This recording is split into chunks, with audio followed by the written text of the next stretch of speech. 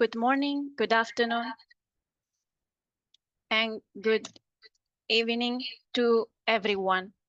Thank you for joining this masterclass named How to Promote Clean Cooking as a Driver for Better Nutrition. I am Linda Migliorati from the World Food Forum Education team, and I will be moderating this session. Today's masterclass aims to shine a light on the critical role that clean cooking plays in our lives. This often underestimated aspect of our daily living is not only pivotal for improving health and reducing environmental impact, but also essential for enhancing overall well-being and nutrition. Research on the linkages between clean cooking and nutrition has been done with a close collaboration between FAO and WFF, the Global Bioenergy Partnership.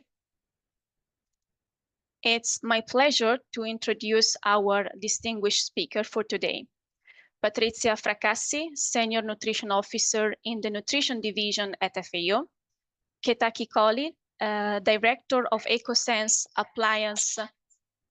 She will share a inspiring story of successfully implementing clean cook stove in India, showcasing practical solutions and their impacts.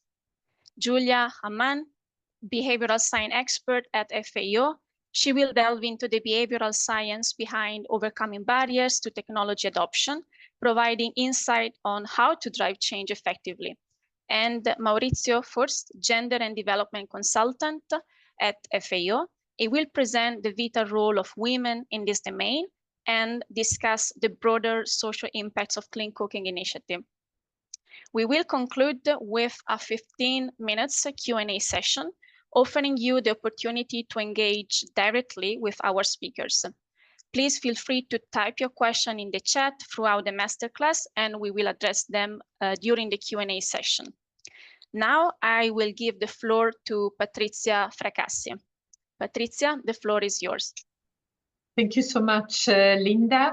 Good morning, good evening. I'm Patrizia Fracassi. I will be sharing some insights about clean cooking and the impact it has on nutrition. Before we start, we would like to ask for your participation on a small quiz. So the question is, what percentage of the global population relies on dirty fuels for cooking? Over to you.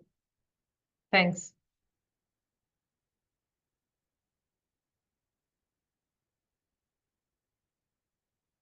You have 15 seconds.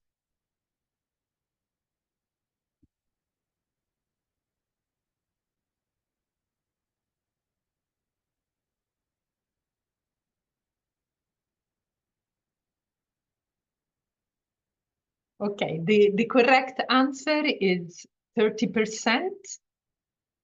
So the situation is slightly better, but very bad in terms of number, because it means that 2.3 billion people are still relying on polluting fuels and stoves to prepare their meals.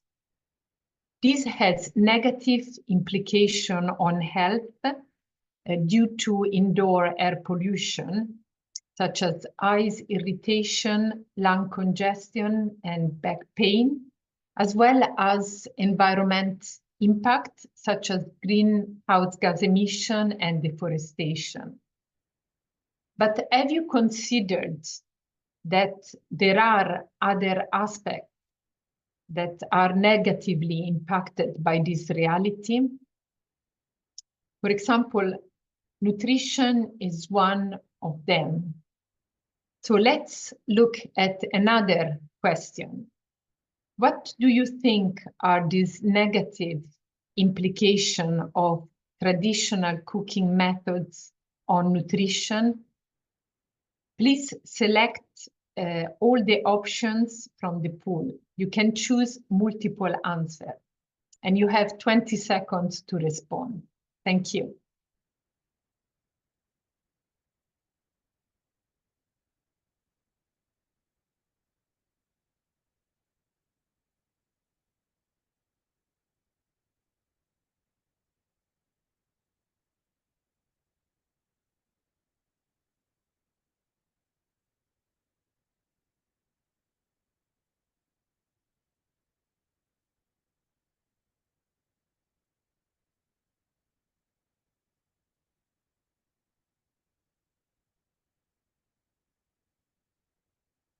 Let's see the result. That's a good result. So all the answers are correct. So unfortunately, due to lack of clean energy, household reduce meal frequency, skip meals, reduce portions, or have undercooked food. So these affect their food security. They also switch to food that cook faster, but often have a lower nutritional value. And this has implication for their access and intake of healthy diets.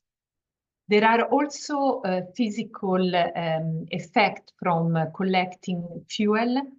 It requires a lot of physical effort, long distance, walking for a long time, which increases the daily caloric expenditure, which are not always met then by caloric intake through their meals. It is also difficult to regulate heat and maintain a consistent flame. And this has an impact in terms of how well then the food is cooked. So it has implication in terms of food safety and also avoidance of certain heat-sensitive dishes. So we know that clean cooking has a number of effects in terms of better environment, better nutrition, and better health. And it also contributes to women empowerment and enhanced well-being. We know from a study in India that households with improved cooked stove consumed a greater variety of food, including vegetables and animal source food, which require more time for cooking. Also, there is evidence that the availability of improved cook stoves has a positive influence on the diet diversity of children, especially the young children who require more frequent and diversified meals. So given the current situation, switching from traditional cooking methods to improved and clean cooking technology can contribute to a number of win-win. And for that to be realized, we always have to consider the person that is going to cook. So design technology that are going to respond to their needs. Thank you. Thank you, Linda. Over to you. Thank you. Thank you, Patrizia, for this insightful presentation. With no further ado, I will move to the second speaker, Ketaki Khalil. Please, the stage is yours. Yes, thank you, Linda, and thank you for inviting me to talk on the all more important topic of improved cook stove and the impact it has on food, nutrition, and women empowerment. Can we go on to the next slide, please? Yeah, so this is just the basic of what I'm going to cover. I think we've heard a lot about what clean cooking is from Patrizia in the early on presentation. So I would not, spend more time on it. Can we go on to the next one? Yes. So let me just take a minute to talk about my company. EcoSense Appliances is basically a clean cook stove manufacturing company based in India. We've been working extensively in clean cooking sector since 2012 and working with various community-based projects in India. The next one, thank you. These are our core members of the team. Our managing director, our research and head, Mr. Rakshansh Kataria, who has an extensive knowledge about combustion and thermal efficiency, and myself. So I'm an industrial product designer by profession. So yeah, next. So we did hear a lot about clean cooking, its impact on nutrition, its impact on environment. So I just want to sum it up by saying that,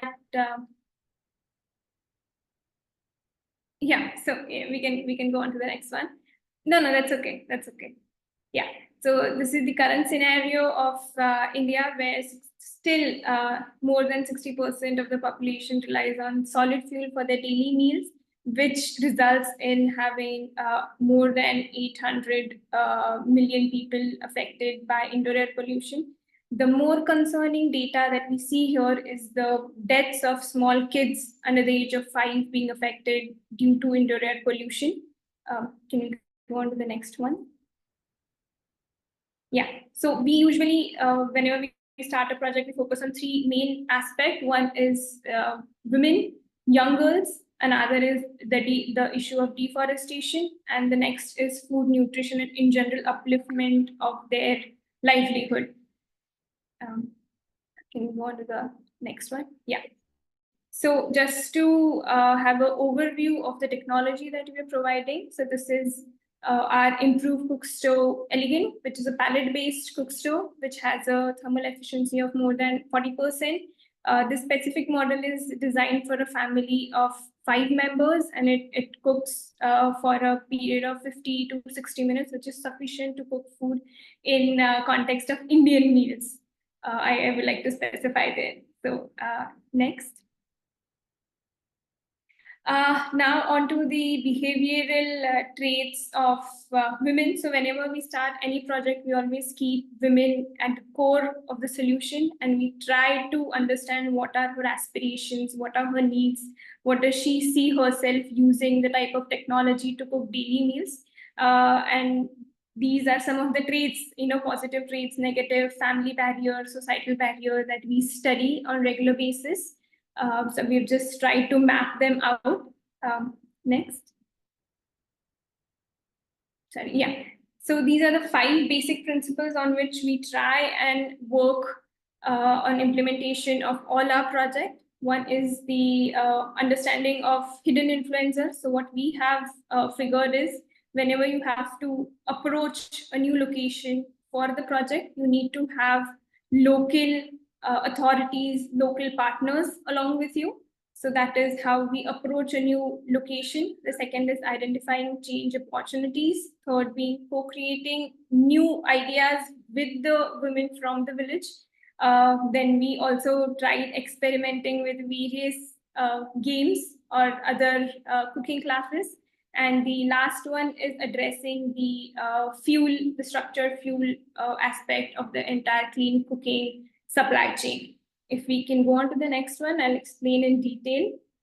So some of the hidden influences, what we have understood was including men in the conversation, because in India, a lot of times, even if the solution is for the women, the most affected is the women, but the decision maker is the men in the family. So we tried getting them into the discussion. We did multiple demonstration with them. Also in India, we have elder women or something called traditional keepers, which would act as a barrier for acceptance of any new clean technology. So we got them in the conversation. Then we also introduced our stove with various local authorities, and we participated in as much local exhibitions as possible. We can go on to the next one. Yes, so this is the change opportunities that we have identified, and we practice it on daily basis. We held closed door discussion with men. We actually encourage them to actually cook on our cook stove so that they don't get scared of the technology and they are more open to accepting. We also figured that it's essential to educate the future generation of kids, especially girls. So we went to the schools and we demonstrated them with the product. We distributed various communication brochures that we had about the technology, about clean cooking. And we found that the kids went back to their parents and they were talking about, why don't we switch to a newer technology? It's more useful. It's more, nicer looking is what the kids called it. Next. So this is something we are currently developing, is something called a game, precisely a board game, which helps interact with the women to make them understand how the commercial transaction of a cook stove happens, how in general different technologies can be introduced. We also follow something called the smoke-free kitchen days in the village, where we encourage them to only use clean cook stove. We give one-on-one demonstration, and we make sure that they're not scared of the product. We also do cooking classes where we have the women from the village come together and cook food on the improved cook stoves. Next one. Yeah, one important thing I would like to highlight here is it's essential because in India, every state, every 100 kilometers, the behavior changes, the food style changes. So what we did was we mapped out different types of pots that are being used to cook staple food. And we made sure that women also cook on the same pots, same product, to make them understand. We did a lot of comparative cooking where we kept traditional cook stove as well as improved cook stove at the same level, and we tried cooking food on it. Again, like I said, involvement of women. Next. So to summarize, improved cook stove and nutrition is good is it has 4 major aspects. Obviously, there is the environment, which is reduction in carbon footprint. A pellet-based cook stove on an average reduces around 2.85 tons of carbon from the environment annually. The way we see promoting pellet stove is obviously we are reducing on deforestation, and we're working on waste to cooking fuel energy. In terms of livelihood and nutrition, with using a cleaner technology, a cleaner fuel, we're also enhancing social status of the family. They're more happy, they have a pride of using new technology, new type of cook stove in their family, which in terms result in they cooking daily their meals on an improved cook stove, cooking together as a family, experimenting with different foods, and that results in having a nutritious meal for the family. Next. So Linda, I'm just done. I'll just sum up with the fuel aspect, and then I think I'll be finished. So just to introduce the agricultural to pallet production aspect of it, is we use waste that is generated from agriculture or forest, and we convert that into pallets. So these pallets are usually what is used as fuel in these improved cook stove that we design. So one that this innovation or this supply chain does is local fuel availability. Second is local empowerment of youth, which encourages them to come back to their village and work in the same village. So these are the 2 major impact that we have recorded with this agro waste to pallet production. So I think we can go on to the next, but this is just some of the impact that we have had since we begin in 2012. Next. Yeah, so these are some of the new technologies that we're working on. We're working to have 2-burner stove. We're working on stack cooking, where we include or we combine multiple different technologies into one solution, so that it's easier for them to use all the cleaner technology in one solution. So yeah, just to sum up, I think if you work on the behavior aspect of it, as well as the supply chain of fuel, any type of clean cooking solution would have a good sustainable run in any project that we work on. So thank you so much, Linda. I hope I didn't take more than 11, 12 minutes. Yeah.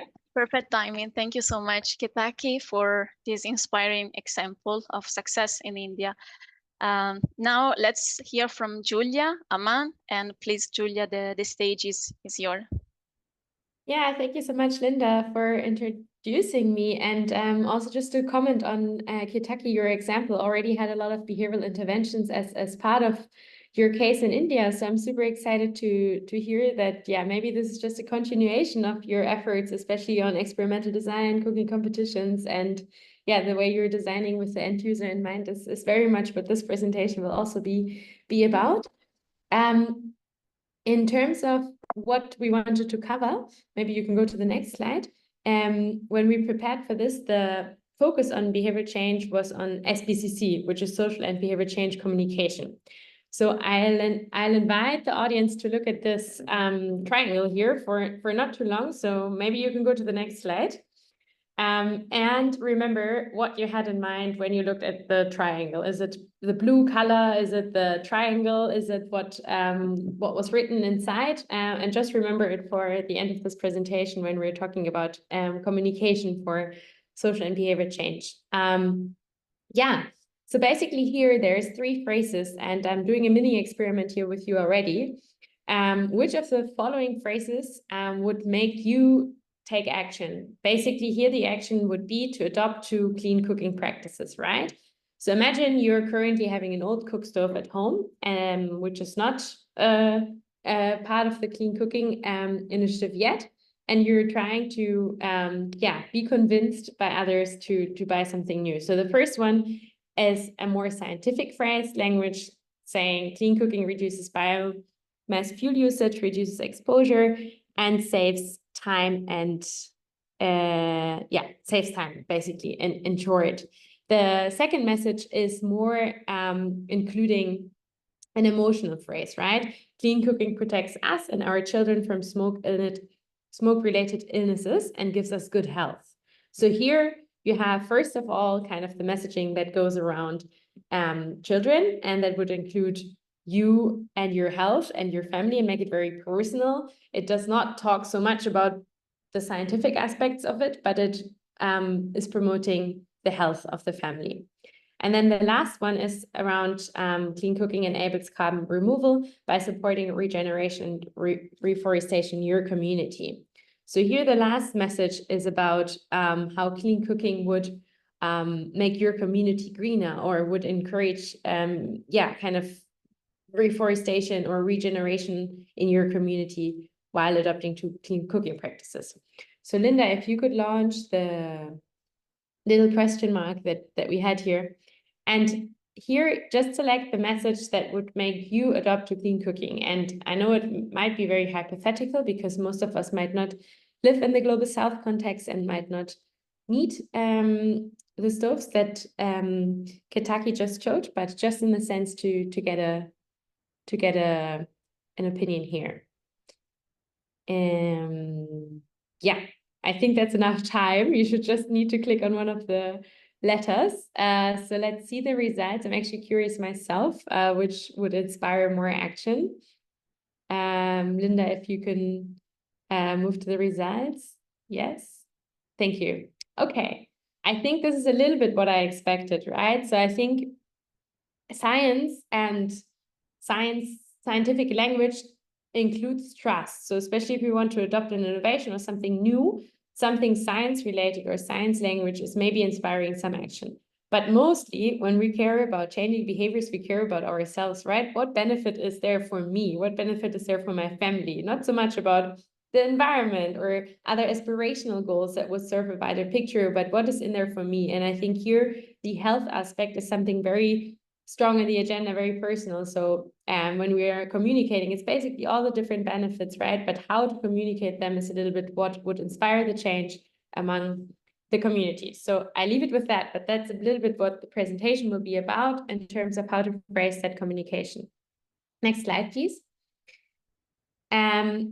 And here, what is interesting if we're talking about how to communicate or the benefits, right?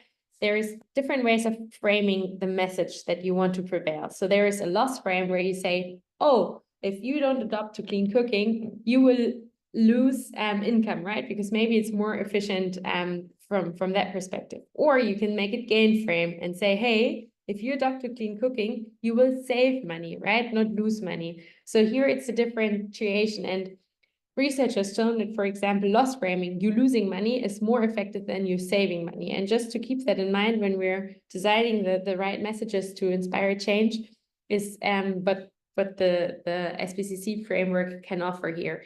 And I think then what was included in the previous one is a little bit the social values, the collective responsibilities, emotional appeal, and also focus on yourself, right? Can you take this action on the agency? So if you include all those variables into your messages and really remember them when you're trying to inspire change is what SBCC is doing. Next slide, please.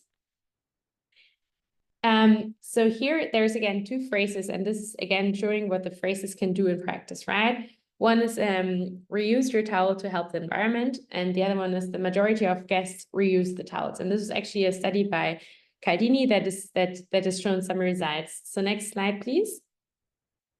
And here we can show that just by adding the social context in which you make the decision, the majority of guests reuses their towel versus you reuse the towel would inspire you to take action because you want to socially fit in. You don't want to be different. You want to make sure that your action is in line with the rest of the community.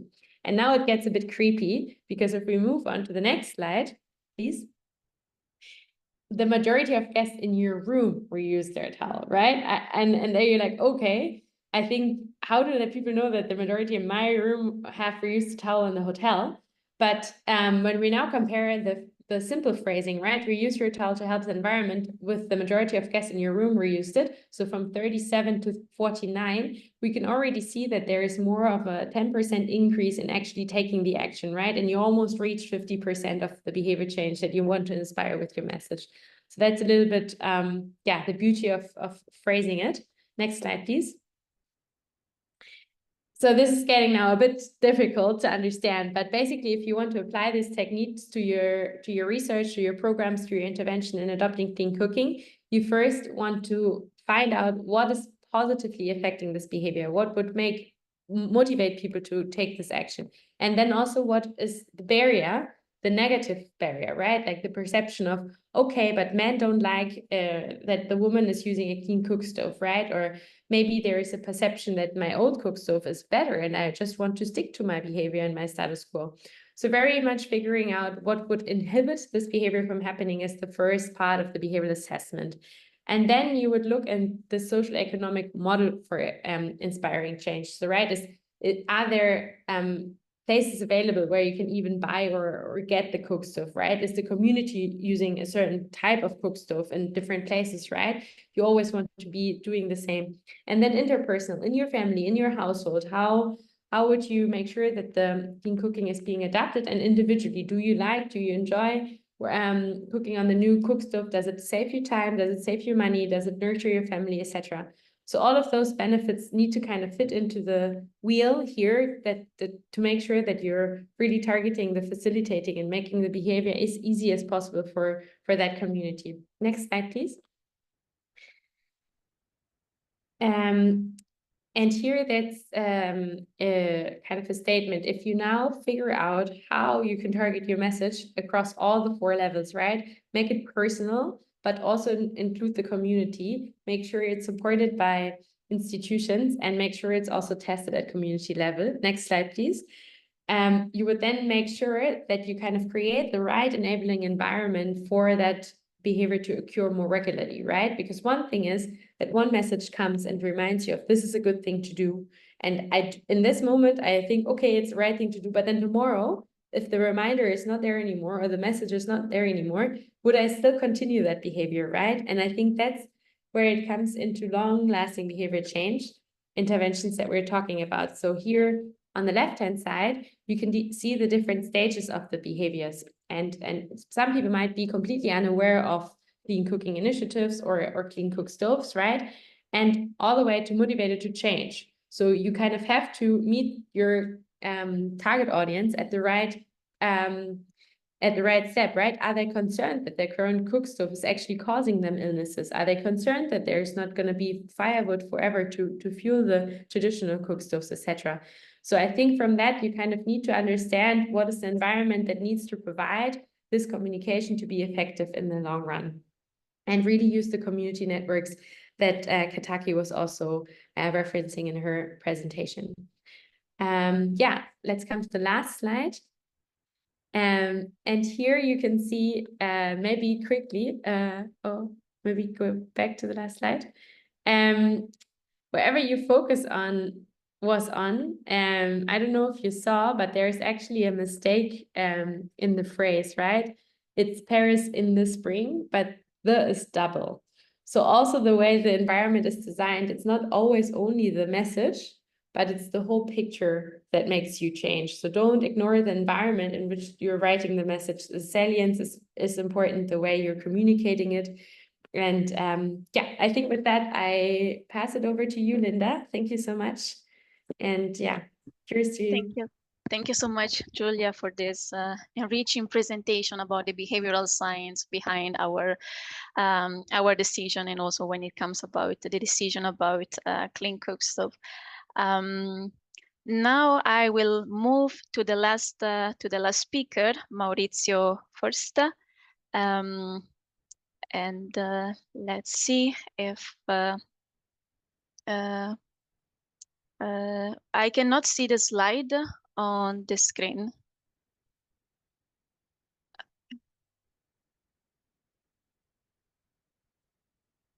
Okay. Isabella?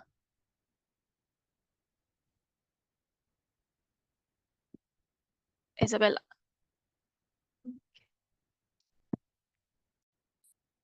Okay, we are going back to the presentation. So we'll introduce you, Maurizio. The stage is yours. Thank you. Okay. So what I like to do now is to explain how clean cooking is gendered, and also give some examples and hints on the work that FAO is doing on gender and clean cooking technologies. So next slide, please.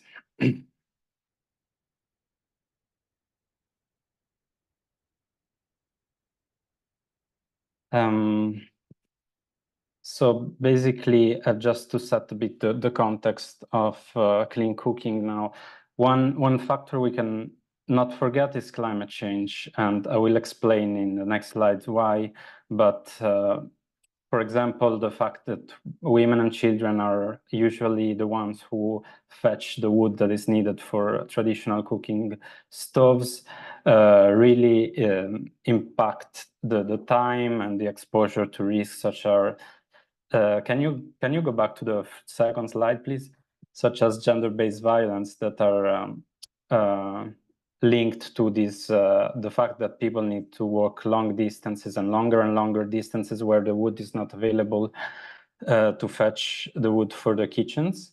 And as such, we recognize also that women have, in particular, have a triple burden in the work they do at home, but also in the community, but also in the fields or in the work they do outside the home. So the policy on gender equality of FAO has a specific objective on reduction of women's work burden. And as you will see, that this is very relevant for all the discourse around clean cooking. Next slide.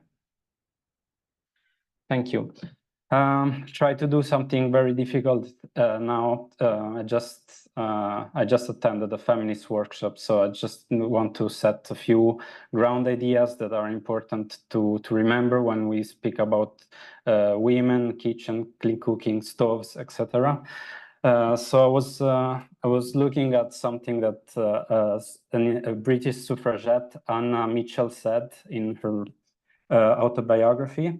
She says that looking back on my own life, I feel my greatest enemy has been the cooking stove, a sort of tyrant who has kept me in subjection.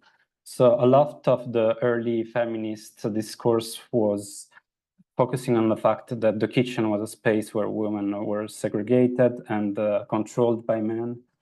And the fact that mechanization came to help these women was a huge factor in their access to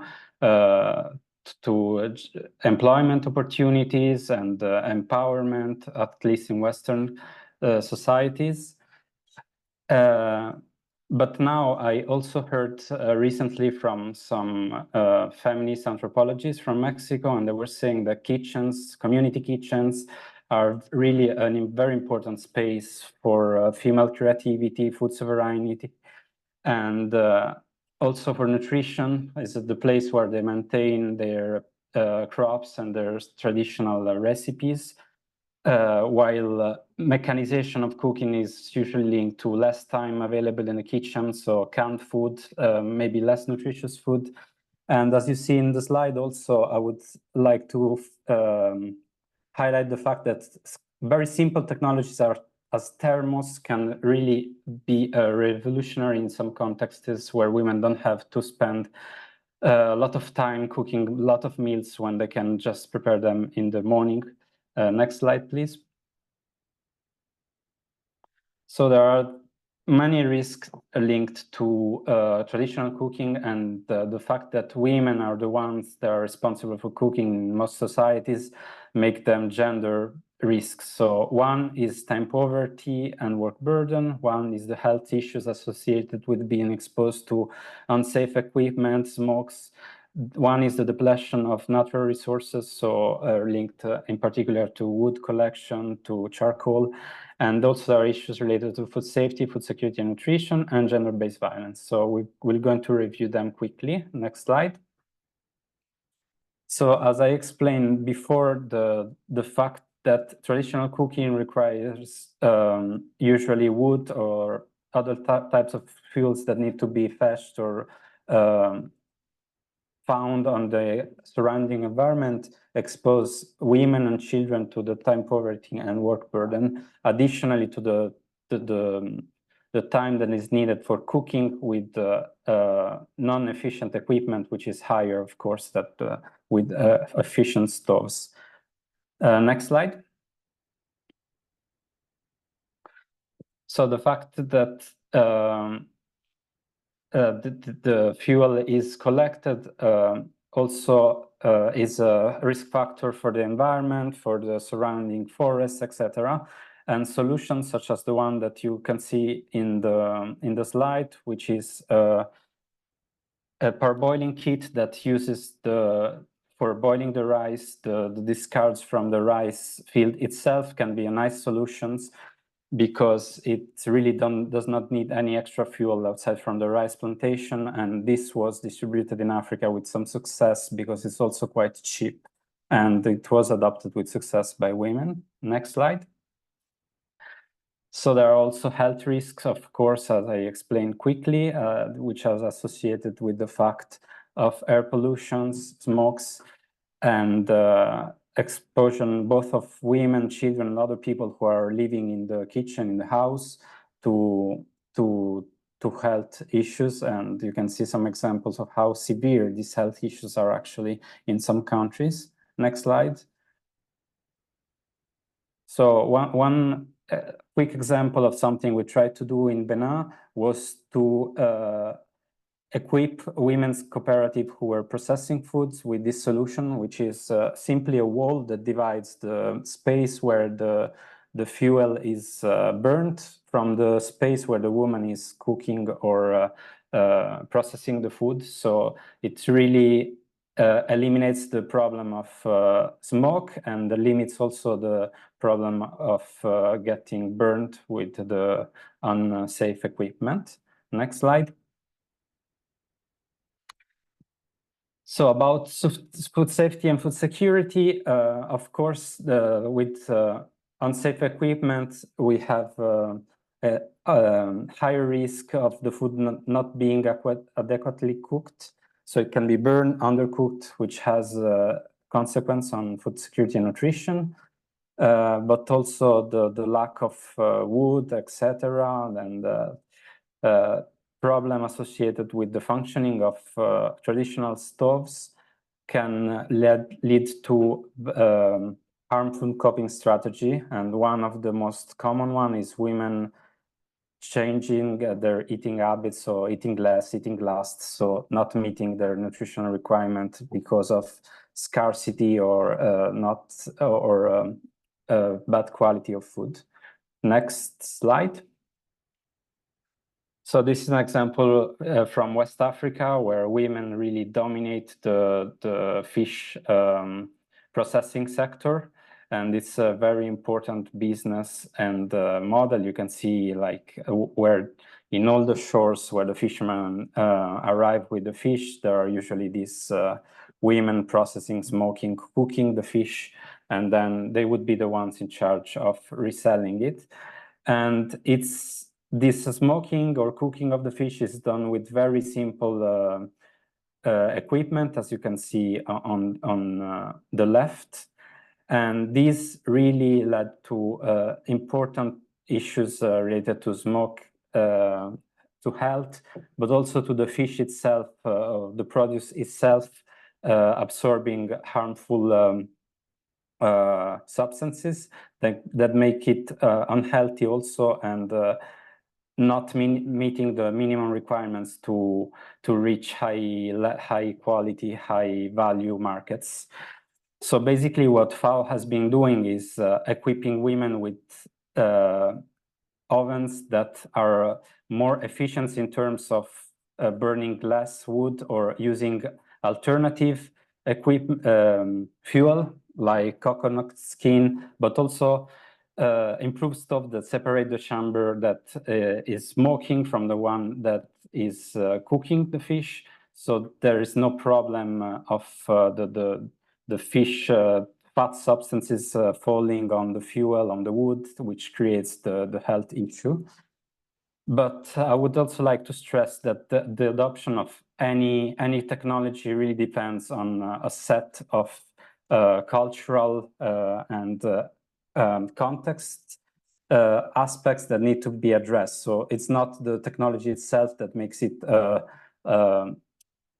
success technology. What we are trying to do, especially in the work we're doing on gender, is also to create the condition for the co-creation of solutions, for the adoption, the understanding, the fact that women who operate this machine can also maintain, repair, and afford them, and really want them. So it's all about, it's really about doing some of the things that the other panelists explained, but really assessing the needs. And we're not trying to sell the technologies, but really to make them as useful as possible for the people in the communities. So yeah, next slide, sorry. I'm running a bit late. So a big issue is related, as I said, quickly, to gender-based violence, which can arise from people having to walk longer distances, but also, for example, as I was mentioning before, the example of the fish processing, women had to go to the place where the fishermen would arrive very early in the morning, which was very risky in some cases, or was perceived as not culturally appropriated by the husband. So there was also backlash in that sense. And so we need really to assess all the possible consequences of the technology we're trying to push. Next slide. So FAO is working with the Safe Access to Fuel and Energy program, which is a program that really looks into these protection issues together with the safe access to fuel and energy. So it really looks into how the two can go together, and identifying action to reduce the exposure to violence and enhance protection together with the access to clean energy. And okay, I think my time is over. The last slide was a bit of a recap, but I will leave now time for the Q&A. No, you can conclude. Thank you. Yeah, I just want to point out that it's really, there are many dimensions that are coming here together, as I show very quickly. But if we really want to promote projects that are gender responsive and that work for women, for example, we need to address them all, and to address the entire community and setting in which the technology is promoted, used, and adopted, because it's key really for avoiding risk and ensure the success of the intervention. Over. Thank you. Thank you so much, Maurizio, for this presentation. And now we can give some time, 15 minutes, for the question and Q&A session. So I can go through the chat and see if there are some question, and I will read them out.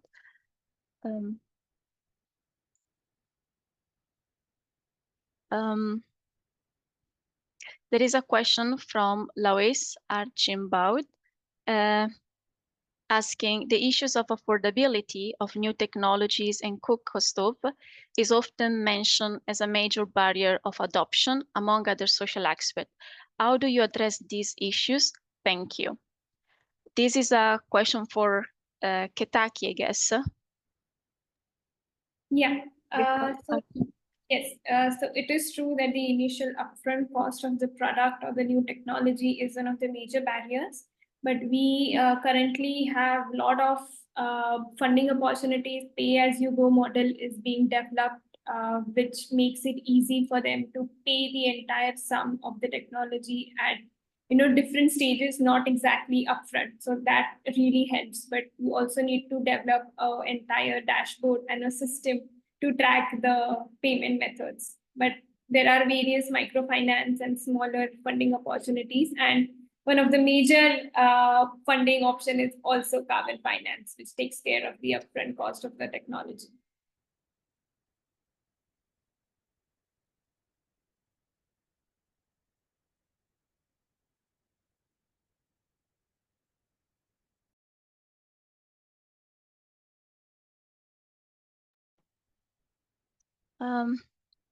I'm going through some of the question. It's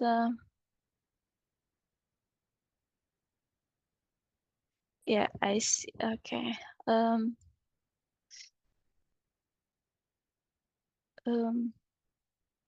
have a question from Jergana. How clean cooking refers to slow cooking and preserving the nutritional value of the ingredients.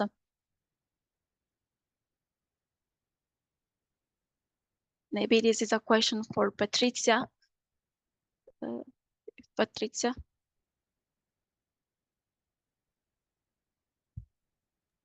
Thanks. No, sorry, I had the question, but I can answer to this. Okay. And I think Ketaki gave a good example because the control of the flame is an important aspect when improving cooking practices, and it's often one of the key points when we are doing cooking demonstration, because that's where you, in a way, you can improve the cooking practices and really exercise slow cooking. And I think, I mean, I like the example of the thermos because, yeah, it's true. You can have a combination of technology, but one aspect that really improves with available better stove is really the diversity of food that can be cooked and the opportunity to cook food that otherwise get mixed in one pot. I mean, obviously this has also to do with cultural consideration, but since we are looking at it more from a health perspective, there are a number of advantages. But I think Ketaki will be most able to respond on that from the study that they have done. Thank you. Yeah, so I don't know if I would be able to, but like you said, just summarizing it, each food cooks at a different temperature. So, the flame control and technology aspect of it kind of helps with spending less time cooking, which in a way also helps with exploring different meals, as well as reduction in collection of fuel actually helps them plan meals better and explore different types. Otherwise, if you're spending 1 hour, 2 hours daily in collecting firewood, then the cooking time left with you is quite less. So you end up cooking the same meals again and again. At least that is what we saw on the field, that they ended up cooking same dishes, same meals over and over again because they had a fixed time left with them. Thank you. Let me, I can go with another question that is talking about women. So in culture where women are traditionally entitled to rest and take care of family, how do you create alternative income generating or leisure activity for them? Maurizio, I guess this question is to you. So basically, it's interesting question. We are working more and more on addressing social norms that are perceived as harmful for women and that could constitute disempowerment factors. But this really needs to be community-led and something that is solved within the community in line with the culture and without imposing anything from the outside.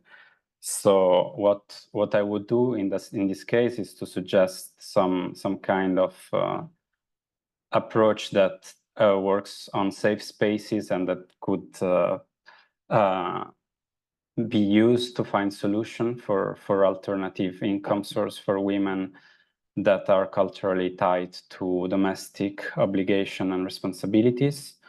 And there are many examples and creativity in this sense, but it really depends on the culture and the context. So there are no general solutions. It really requires approaches that are owned by the community. And well, I hope I answered. Thank you, Maurizio. And try to go. We try to answer as many questions as possible. Does DoFAO project also focus on the redistribution of cooking responsibilities? Yeah, we are trying to do that also. And as I said, we are working more and more on social norms. So we are developing what is called gender transformative approaches. And in some cases, they also focus on the redistribution of domestic roles. And so, for example, as Ketaki shown in her presentation, the fact that men also are educated on how to use the stove is important. So when we promote gender transformative cooking solutions or nutrition activities, it's always important to try to include men somehow and to make the knowledge available to the entire community and to try to avoid resistances, but also help understanding and also help understanding on the importance of the role of women and on the usefulness for a household sometimes for men to be able to cook. If the woman is making a lot of money, for example, by participating in some new business activities, maybe the man would understand that for the sake of the household, it's good if he helps out and participate also in the kitchen. Or there are many examples I could give, but yes, that's for certain. That's a very important aspect of the work we're trying to do. Thank you. Now I see that there should be 2 questions for Giulia. Let me start with the first one. How do nutrition and healthy diets influence the adoption of clean cooking technology at individual, community, and institutional level? I think that's a very good question. I believe that at the institutional level, there is, of course, a different set of motivations to promote clean and healthy cooking versus the community level, right? Institutionally, of course, the people are interested to really foster a healthy community, and at community level, you might again be more concerned about your household, and then at household level, you might be more concerned about your own health and the health of your children, right? So I think it trickles down to different set of groups that all have different aspects of why they would adopt to clean and healthy cooking in the first place. I think though that all of them are working together towards the same goal, right? If on institutional level, it would be more interesting to decrease deforestation or to make sure that the community is healthy, then on individual level, it might be more interesting because you reduce cooking time, or because you don't have to walk to the forest anymore to collect the firewood, or because it gives you a sense of ownership on your cooking practices that you didn't have before and makes it more easy. So I think they're feeding into each other, but they might be, again, phrased very differently. I hope that answers the question.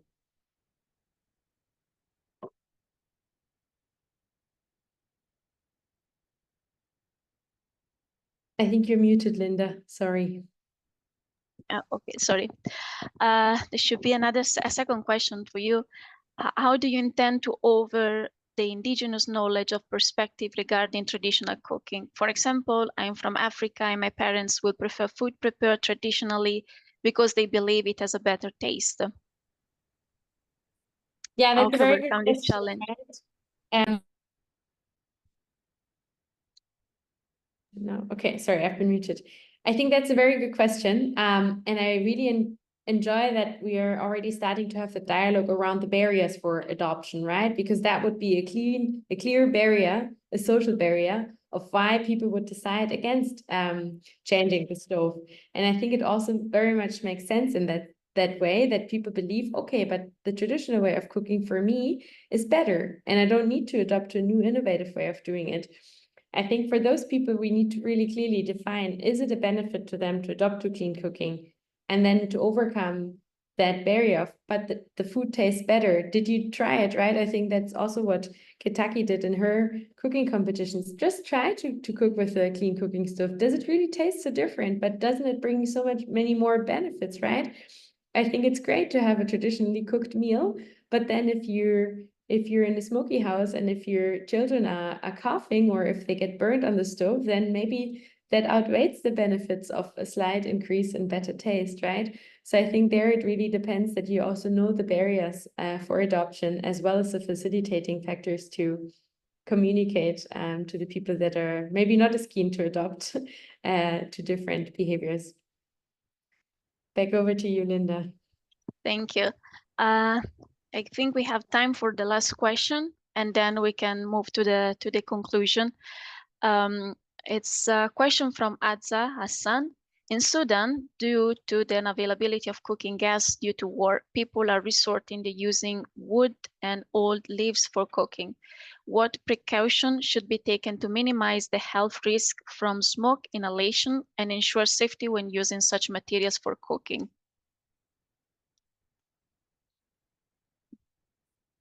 Among the panelists would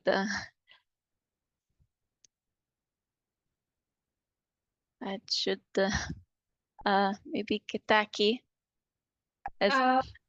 from practical. Yeah, my response would ideally be you switch to an improved cook stove, but considering the entire situation, we are a lot of companies recently are working on cooking kits, which can be distributed in such situation where there is war or there is some affected areas, climate affected areas. So those type of solutions can be implemented, because it's very difficult to minimize health risk when you're using old leaves or even wood, because you do not have any sort of protection around it. So I think it's just easier to switch to a better technology would be the ideal answer, but I know there are a lot of issues in the implementation factor. Okay, thank you. Thank you for answering all these questions. And we can, as we have a few minutes left, we can wrap to the conclusion. And after this masterclass, we understood that clean cooking is not just a technical issue. It's a profound area that has far-reaching implication that reaching social and gender equality, but also malnutrition aspect and healthier diet. So to bring this kind of change, it implies adoption of a behavioral approach that takes into consideration local habits and local custom. In conclusion, we would like to invite you to share your thoughts on clean cooking, and we are seeking best practice examples showcasing the incredible potential that clean cooking has in enriching and enhancing nutrition and women empowerment. So whether they are feasibility study, they are impact evaluation, or the operational study, your contribution can drive a real change in multiple aspects. I will conclude with a thank you to Patrizia Fracassi, to Ketaki Colli, to Giulia, Aman, and to Maurizio for your contribution, and also for all the participants for joining this masterclass. And thank you to the World Food Forum for organizing and hosting this event. And a greater thank you to the education team that is sharing this platform and is supporting with the masterclass program. Thank you.